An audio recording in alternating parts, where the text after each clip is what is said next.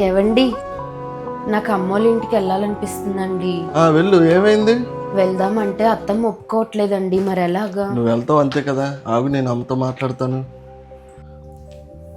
అమ్మా, నిన్ను చూస్తే చాలా బాధేస్తుందమ్మా.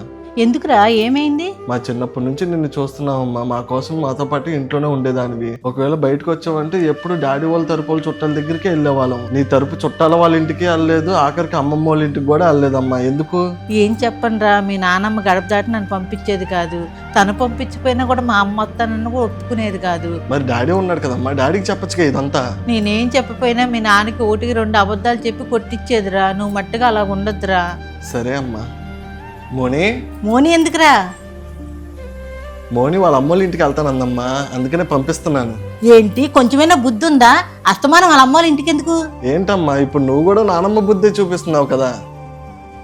అప్పుడు నానమ్మ నీకేదైతే చేసిందో ఇప్పుడు నువ్వు తనకు అదే చేస్తున్నావు. తేడా ఏం లేదు. అయినా మీ అత్త కోడలు గొడవ ఈ జన్మకే కాదు, ఏ జన్మకైనా మారదు. ఇంకా మారాల్సింది భర్తే. అయినా నువ్వే చెప్పావు కదమ్మా, దానిలాగా అసలు ఉండద్దురా అని. అందుకనే నేను అలా ఉండాలనుకోవట్లేదు. నా భార్యని నేను పంపిస్తా.